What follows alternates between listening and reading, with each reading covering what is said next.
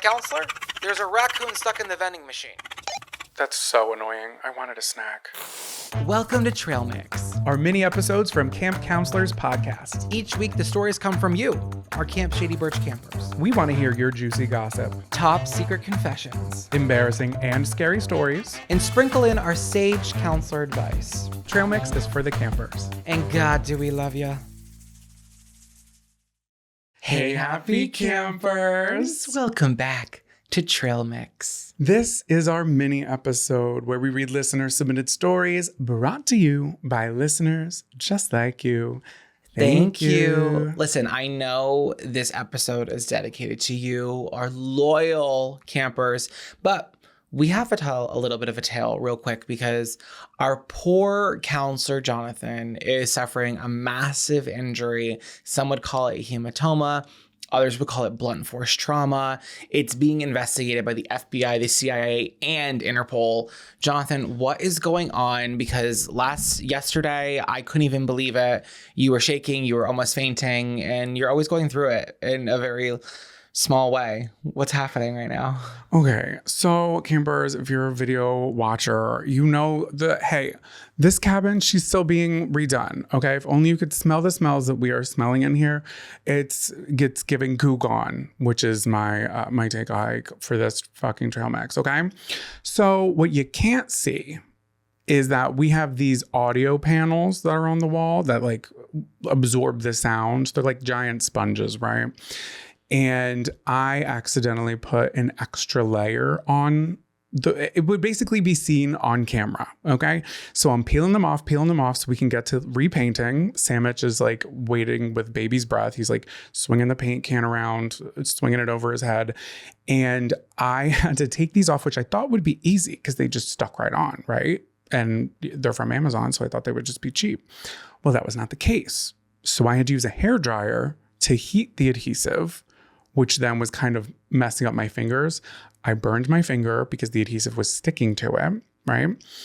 So then to get the rest of it off, I had to use Goo Gone.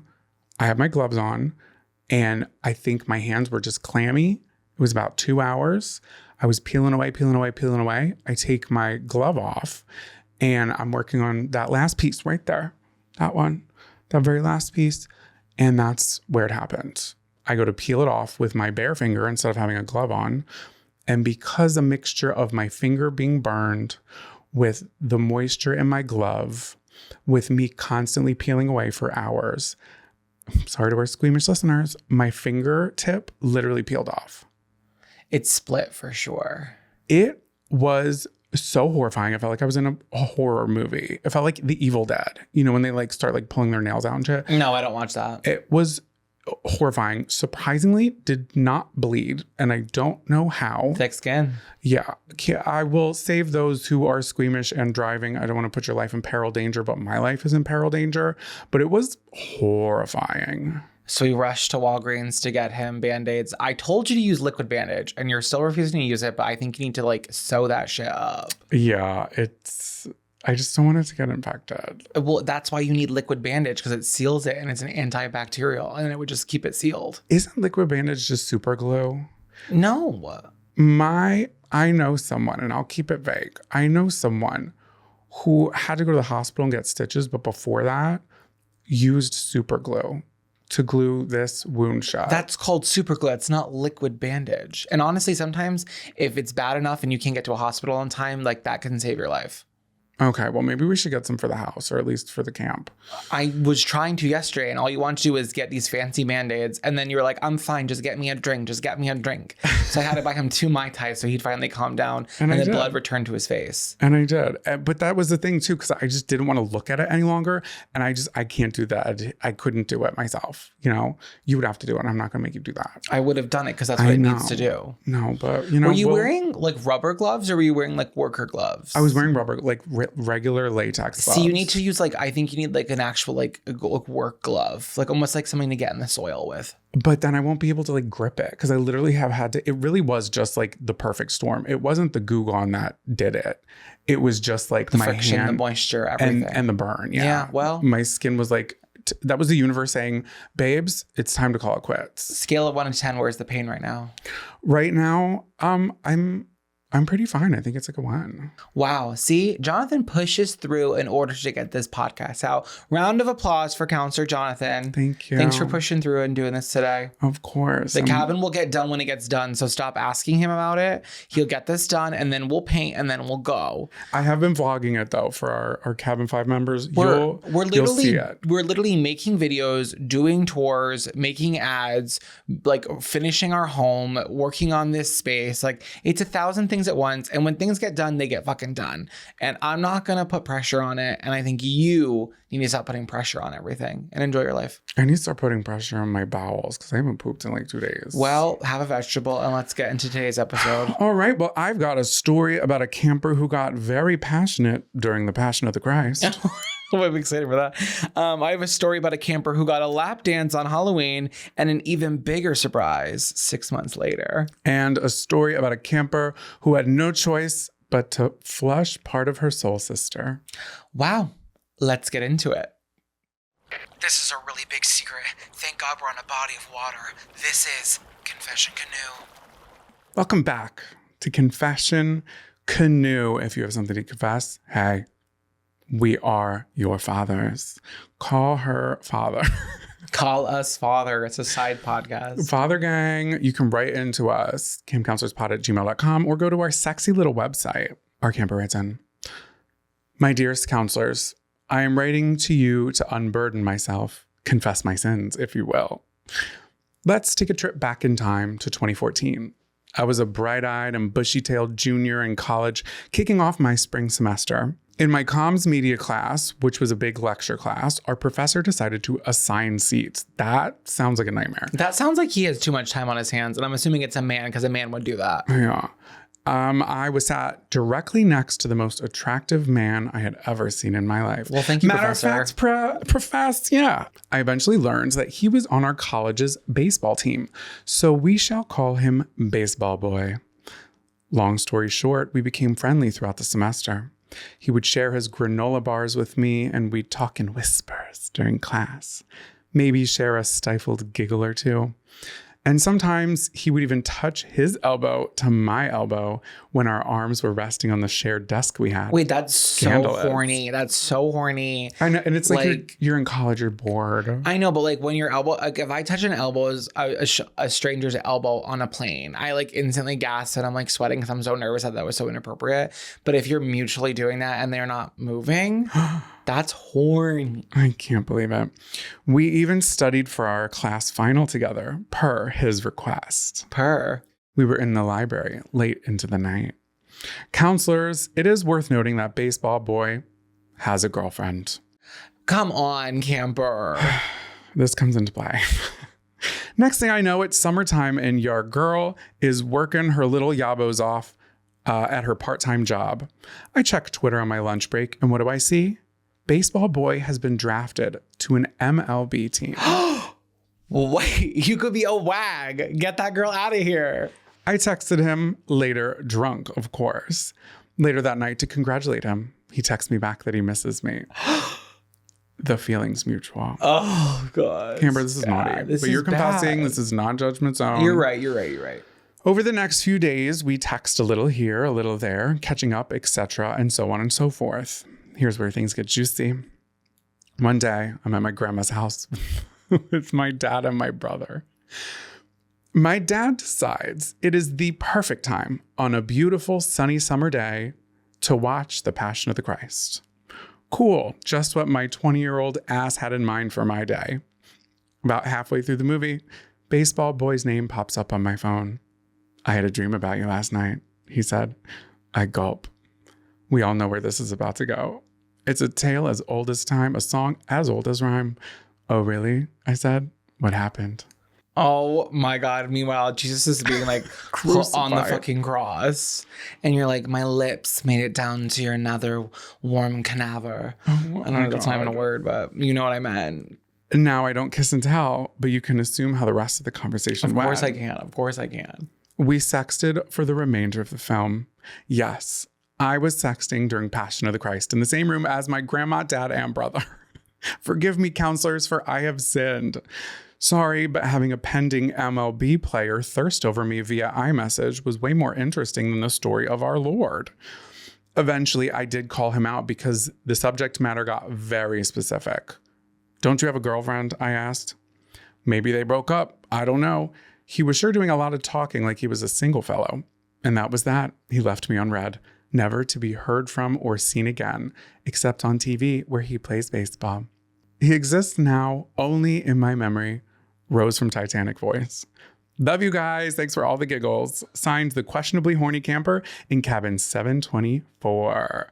You know what, camper? Wait, what is 724? Maybe the date. It's my brother's birthday. I wonder if it's an area code. Oh, it could be. It's definitely the message is being sent. You're leaving crumbs and I'm hungry for a snickerdoodle. Maybe that's his number, his baseball team number. They don't go 3 numbers and I can promise you that. They really should. But we can go to the area code. Oh my God. Now and we can figure out where the baseball team is. My guess, Blue Jays. Well, he could have been drafted out of state. That does happen a lot. Jonathan, please. Camper, I will say, Christ died for your sins. So if we're not sinning, then we're not winning, really. Camp counselors will be right back after these short messages. I'm Justin Sylvester. And I'm Blakely Thornton. Join us for Yestergays, the podcast where we break down the most pivotal pop culture moments in history and give them the queer love that they deserve. The things that got us riled up during dial-up. Those makeouts that should have been breakouts. And the drops that were cemented in pop. I'm talking Bennifer. Tyra versus Naomi. Tom Cruise jumping on that couch. And so much more. So please rate us, subscribe to us on Apple Podcasts, Spotify, or anywhere you get audio-related content. We also take Venmo. And Cash App. ACH? Or credit card number as well. We're malleable, yeah, we'll do it all. We're gay today. And now, back to the show. Get out of the water and onto the dock. You're not going to believe what I just heard. Welcome back to Gossip Doc. It's just like the last segment, except you're talking shit about someone else. It pretty much is. Like, it's just like, it gets muddy. It gets murky. If you don't know what to submit it for, just send it for whatever. Yeah, because it really doesn't matter. It's just, they're picked based on content, not about what you put them under. The only one that actually makes sense is when near counselors. Yeah. But sometimes even that is a scary story. But even in that, like, if people don't know what to submit for, they'll send it as Dear Counselors. And I've had emails start off, Dear Counselors, don't know what to submit this for. And then just send it. Just get it to us. Send it. Well, this camper sent this in. Dear Counselor Zachariah and Counselor Jonathan, thank you, counselors, for all that you do for the Camp Shady Birch community. We are so lucky to have you. The live show in Boston was amazing and can't wait to see you again. Oh, we love you. Thank you for coming. Today is the day I finally admit to my embarrassing and scary story. It's a long one, but you're going to want to stay locked in. It's a tale of a long time ago. The year was 2017, junior year of college in New Hampshire. To this day, my stomach turns with the few people who know of this that bring it up. Let me set the scene. My best friend Cassie and I were getting ready for Halloween weekend, and her boo at the time invited his brother. My bestie and I dressed as painters. That's so random. That's so random, but that's so me right now. It's like me and Sam. It's actually this was the time to read it. Painters as a Halloween costume. Well, her boo dressed as a golfer, all still pretty basic, and the brother, let's call him CJ, dressed as Matthew McConaughey from Magic Mike. Wow, a bold statement, right? So I don't remember him in the movie because I had seen it years ago. And I looked him up and he wore, for campers who want context, black cowboy hat, kind of like black leather pants, and then like a black leather kind of open vest. All right. Yeah, like very hot cowboy leather, black leather. Okay. You get the vibes? Black leather, yellow leather. Exactly, but no yellow leather here. Little did I know what the rest of the night would look like. So a small group of us hung out at her apartment, had a few drinks before heading to the bar. It was about 10:30, so it was just time to head out to the local college dive bar when the sweaty, grimy bar basement, awaited us. We went to a college bar when we were in Saco, and that was in New Hampshire. And it was kind of sweaty basement vibes. And I'm just wondering if this is the same bar. Wait, when was that? Was this near North Conway, New Hampshire? Was that not the camp counselors? No, this is when we Team went for Kira's, dressing when we went to soccer last year. Oh, okay. Yeah. Our camper will know. Was this in North Conway? Because I've been there if it was. Oh my God. We started with a few Jaeger bombs. If you don't know what those are, you're lucky. That's so Jonathan. CJ was pretty quiet at the pregame. Well, he's new and pretty quiet walking over to the bar. I'm not sure if it was the multiple Jaeger bombs or the ambience of the sweaty basement, but my goodness, what I witnessed next was indeed a scene out of Magic Mike. You would have thought someone hired him for entertainment for that Halloween party. This boy was Magic Miking all over the party. On the DJ booth, on tables, on floors, on boys, on girls, everywhere. Wow. Oh my God. Let's do it. Riding my pony. Now, can I just tell you, I had Magic Mike, the director's cut, the uncut, some would say, edition on DVD, and I never watched it. You've never seen it? Never have seen it. And I don't know why I owned it. It's great. It's just exactly what you think it's going to be. I also think Channing Tatum is such a good dancer. I always thought it was like Step Up just with like banana hammocks. It's kind of like that. But there's some different plot lines, but I would put them in the exact same category. Is it gay or is it girl? It's girl. And I think I liked it, so it's kind of gay. Okay. Can it be both? Sure. This show is for the girls and the gays and the theys and the husbands that occasionally listen. We love you too. And the pets that have no choice but to listen. Yeah, you don't have opposable thumbs. You're a dog. You're a tortoise. Okay, so he was a performer. The crowd loved him. Girls lined up for a lap dance. I, of course, was a part of the line. I had to. What can I say? Halloween weekend was a huge success. CJ and I kept in touch, and we hung out a few times. Some nana and what have you here and there. That lasted about 2 months, and nothing came of it. So fast forward to about 6 months later, we're planning my cousin's bachelorette party. She wanted to keep it low-key, dinner and drinks and a sleepover, but of course, one of the girls helping to plan thought of maybe hiring some male strippers. It's like, will this trope ever die? I hope not. Keep strippers in business. When did that ever become a thing? Oh, at a saloon for sure. Yeah, it's like male strippers or just like lap dances, strip clubs, penis-shaped straws. It's the oldest profession, babe. So, yep, you guessed it. CJ and his pals show up. Oh my God, what do you say? He was the male strippers that were hired, wearing the exact same Matthew McConaughey Magic Mike costume. Well, if it works once, like, don't have to reinvent the wheel here. My jaw was on the floor. His was too, because they were hooking up too.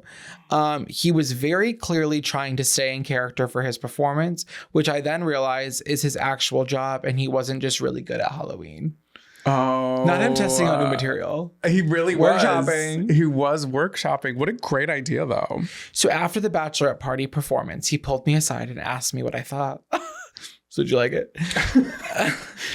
He said he was sorry for not being clear before about this being his career. I told him I thought it was awesome and nothing to worry about. Like, she's like, girl, I don't give a fuck. Like, do you? He asked me if he could stay the night because his ride home was pretty far and we were having some bad weather. Why not? Let the fun continue. During the sleepover, CJ admitted that he had caught some feelings the first time around while I was just trying to have some fun. Oh my God, you dog camper. And he still felt that way. We didn't keep in contact after that night.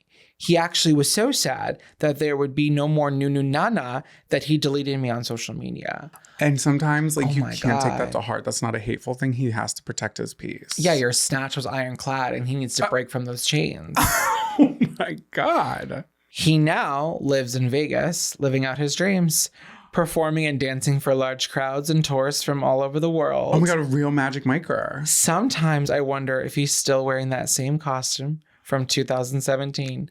XOXO, the embarrassed camper choosing to stay in the isolation cabin. Oh my God. Well, honestly, let me just say that was best case scenario. Yeah. Truly, because if it had ended bitterly, what would you do if you were on either side of that? That has to have happened where like someone gets hired as like a dancer for something, like a bachelorette trip, and they're like, oh, I know that person. Or like, 100%. Oh my God, that's my neighbor. And they didn't know I did this. And not that that's something to be ashamed of, but that's just like the initial shock of it. And you got to stay in character and you got to keep going, you know? Yeah. And he was cool that she was cool that. And I also just like, I love to see a person chasing their dreams. You know what? Like you wanted to be a male dancer in Vegas and you started locally and once again, another story making it to the major leagues.